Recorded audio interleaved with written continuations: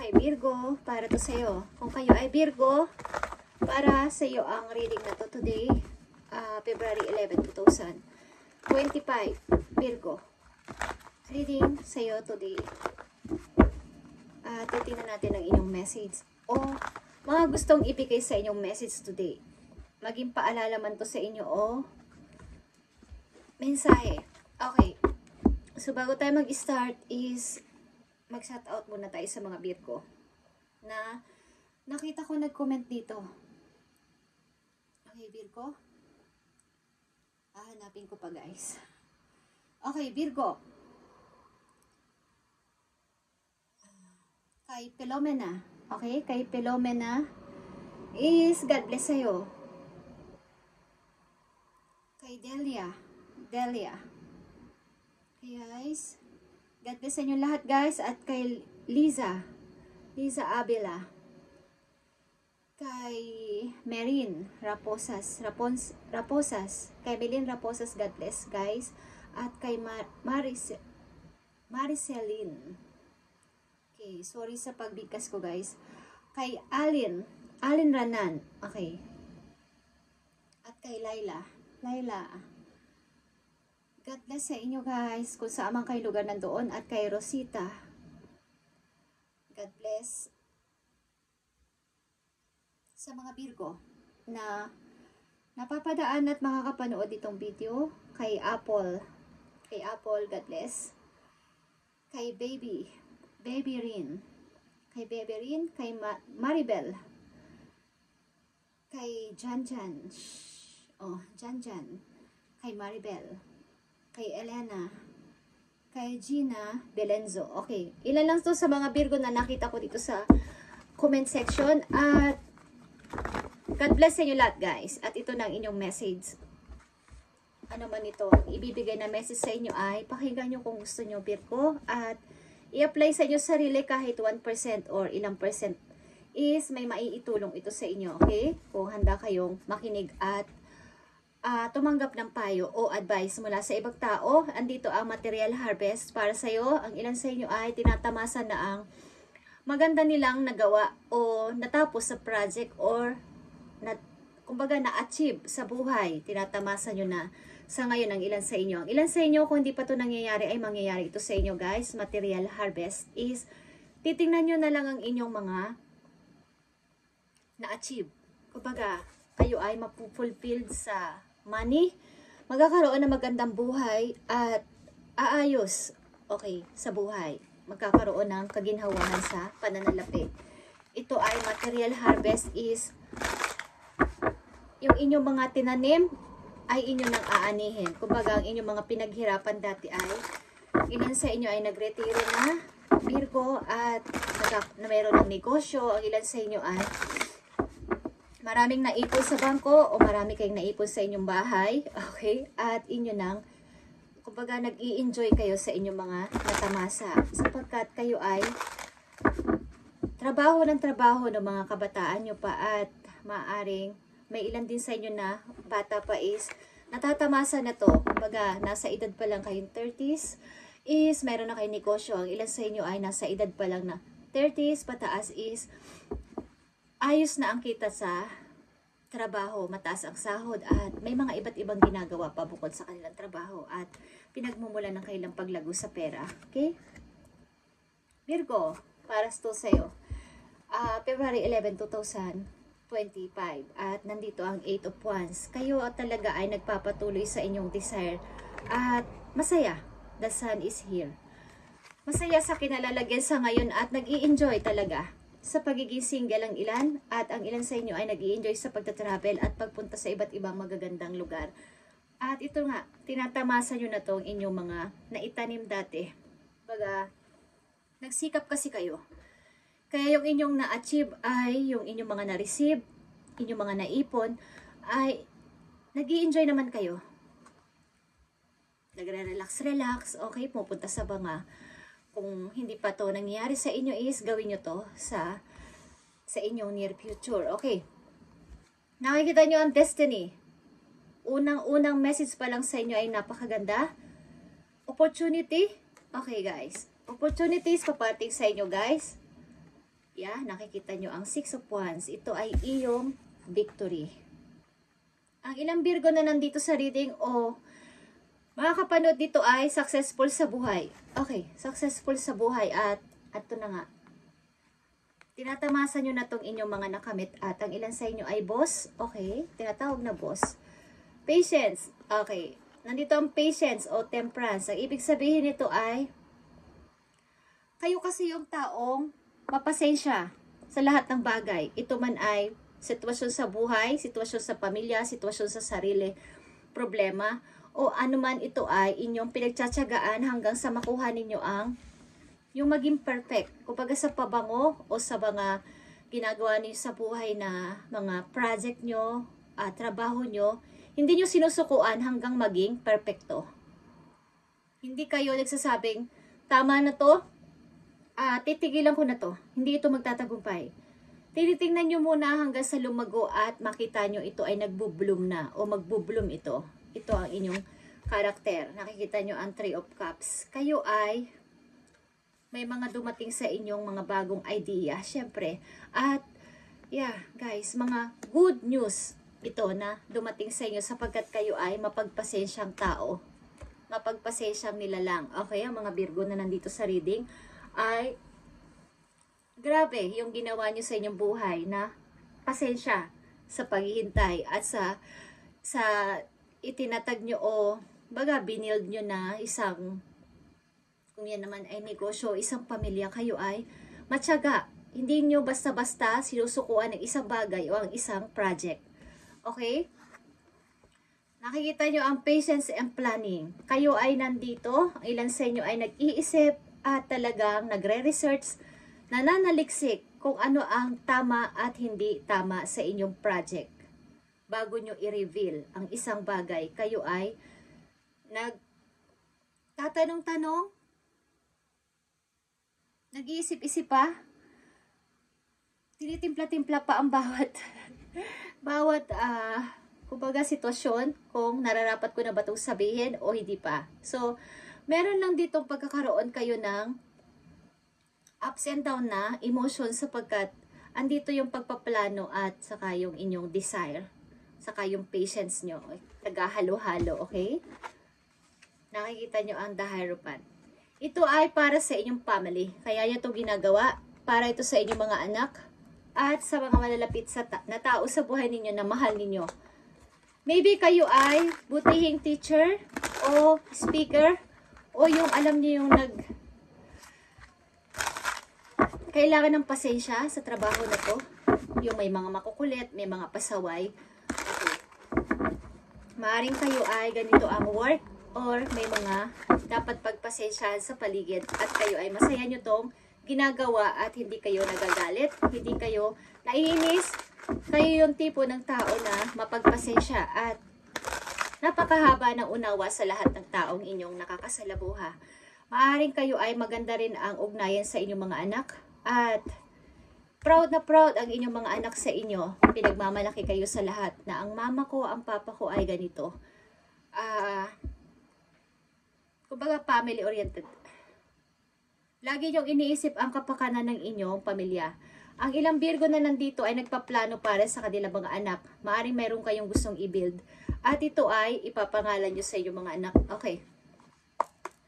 Message pa for Virgo, February 11, 2025 is may naiisipan kayong plano, may naiisipan kayo dito i-build o something na gagawin at ayaw nyo munang sukuan o ayaw nyo sumuko dito. Nandito ang King of Swords, okay? Siguro may isang taong involved sa buhay nyo na napakaseryoso, mag-isip, at hindi nagpapakita ng emosyon sa anumang kanya mga desisyon o gagawin. Maaaring ikaw ito as a King of Swords na napakatalino at kumbaga practical. Hindi nyo hinahaluan ng emosyon ng inyong plano at ang inyong mga sasabihin. Baga, nandyan yung heart nyo na napakabait. But, pag trabaho. Baga sa salitang, trabaho lang, walang personalan. Okay, kung sa negosyo is negosyo, walang friend, walang kapatid, at walang mga kung sino-sino pa. Pag utang is utang. Pag hingi-hingi, gusto ko ng direct sa pagsasalita. Okay, yan kayo.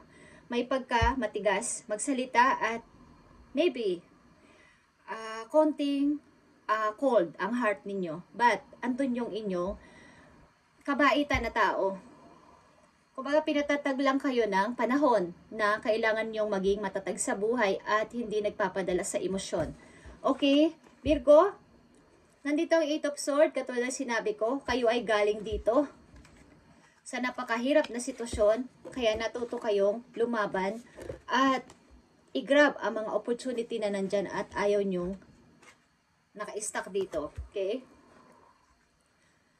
Nakita nyo ang 3 of Swords, mga kabiguan dati sa buhay at pananakit ng ibang tao sa inyo, maaring sa emosyon, kaya natuto kayo lumaban at maging practical sa inyong kasalukuyan. Gusto niyo maging matapang at hindi na yung basta-basta naloloko at sumusuko. Okay.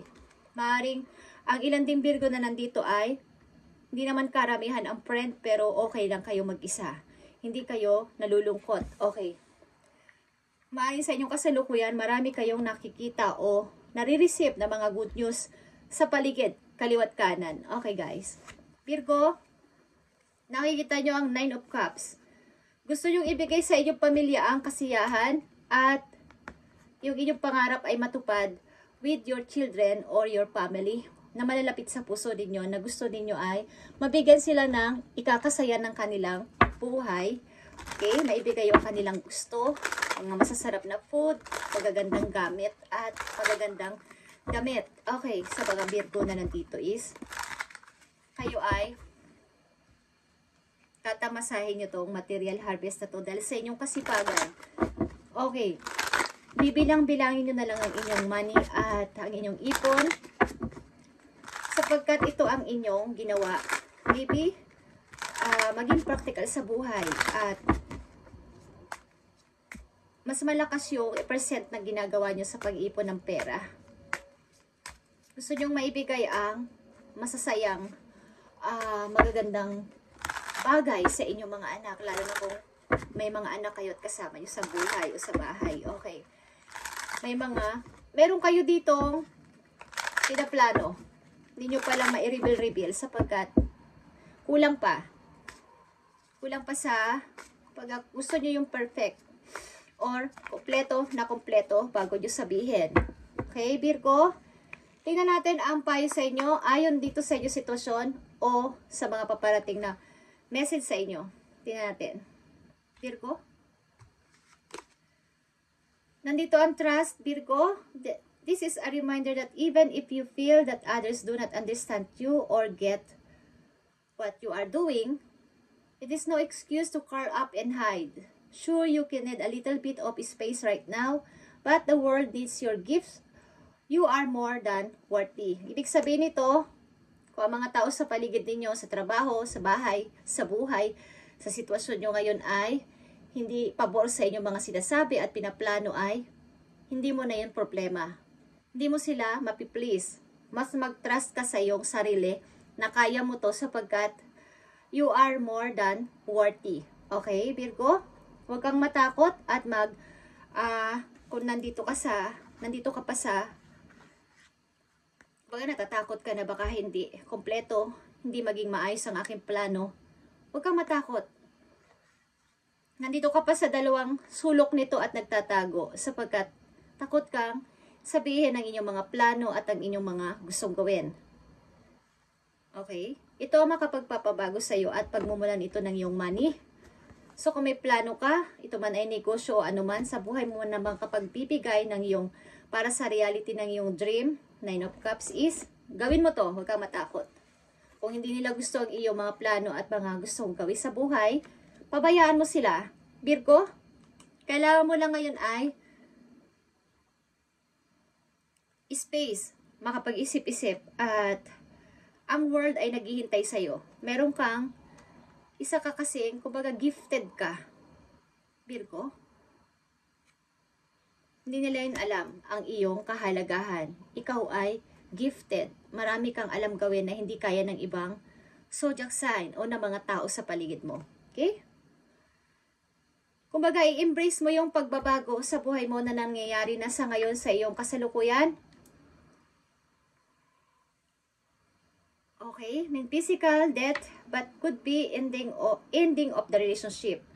Kumbaga sa iyong sitwasyon, mga nakaraan man yan na buwan o taon, is may mga nag-end na relation sa iyong buhay, but isipin mo na lang na ito ay pagbabago. Katulad ng isang namatay, is yung inyong old version ay patayin nyo na sa inyong sarili at mapalitan ng new version.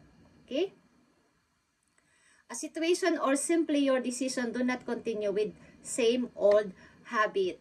Kung kayo may mga habit na nakapagpapa-stop ng inyong paglago sa pera, ay stop nyo na guys. Yung mga addiction, something sa iyo sarili. Ilan sa inyo ay mahilig uminom. Okay. Ang ilan sa inyo ay mahilig sa party. Okay. So, stop nyo na yung mga old habit na nakapagpapa-stop sa inyong paglago sa kapirahan. Okay. Hindi naman masama yung guys kung nasa balance. Okay. Hindi masamang pumunta sa party o uminom. Hindi yun masama kung nasa balance. Okay? Okay, Virgo. Tingnan natin ang message para sa'yo. Dalawang message ito na papabago ng iyong pananaw o ng iyong buhay. Okay, tingnan natin. Ito man ay paalala sa'yo or message.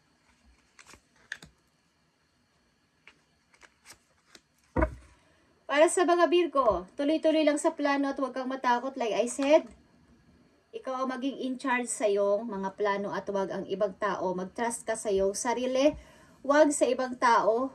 Virgo, tuparin mo ang iyong pangarap. Para sa iyong pamilya, huwag kang mag-hide dyan sa pader na yan. Okay. Ten of Wands is here and the World is here para to sa'yo at sundin mo to. Kung ito ay plano at natatakot ka, okay, natatakot kang humakbang o mag-step ay, gawin mo, maging in charge ka sa iyong sarili. At ito ay pagre-restart. Ito ay the star, the hope is here, is punuin mo ulit itong, kumbaga ito yung mga star na maliliit. Ito yung big target mo na kailangan mong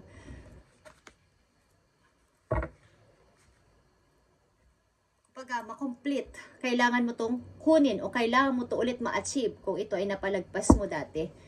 At dito ang Six of Pentacles, give and take. Maaari talagang kayo ay mga nakaraan yung taon-taon sa buhay ninyo, kayo ay mapagbigay na tao at marireceive nyo lang naman ang dapat yung ma-receive sa inyong kasalukuyan papunta sa future. Okay? At talagang ikaw ay napaka-practical na person. Logic ka mag-isip at direkta. Direct to the point pagsalita. Wala kang, kung baga, hindi ka natatakot kung sila man ay magalit. Or, huwag kang matakot kung sila man ay magalit sa'yo o hindi. Sapagkat, hindi mo naman mapiplease ang mga tao sa paligid. Kung ayaw nila sa'yo, ayaw nila sa mga sinasabi mo, ayaw nila sa mga ginagawa mo ay, problema na nila yon. At maaaring, huwag mo silang pakinggan. Ignorin mo sila. Hindi mo na problema kung ayaw nilang maniwala sa'yo. Okay? So, tingnan pa natin ang inyong isang message dito. Virgo. Iwasan yung masobran sa pag-inom ng alak, guys, o sa mga nakakalasing na inumin. Hindi naman masama yun. Wag lang sobra. Okay? Tingnan natin, Virgo, ang message for you. Kung hindi man kayo ang palainom dito, may isa sa pamilya nyo na palainom. Okay. Okay. Tingnan natin ang message for you, Virgo. Nandito ang partying. Like I said, may mga panahon o may mga times na nagpa-party-party kayo o pupunta kayo sa labas. Is happily single kasi ito, okay? Para sa, dahil kayo ay maaaring kayo single or single father o single mother na nag-i-enjoy lang naman dahil sa inyong mga pagsisikap sa buhay. Kumbaga, nag-refresh or nag-unwind. Okay, Virgo, thank you and God bless sa iyo lahat, guys. At ito ang inyong reading ngayong February 11, 2025 at mag-trust kayo sa inyong sarili kaysa sa ibang tao. Okay? Ito ay iyong pagtatagumpay at huwag kang sumuko. Kayo ay malakas ang faith. kumbaga ay mapagpasensya at mapaghintay. Kumbaga, hindi kayo basta-basta sumusukong tao hanggang kayo ay maging perpekto yung inyong gawa o ginagawa. At nakafocus kayo doon sa big target ninyo. Thank you, Virgo, and God bless sa inyong lahat.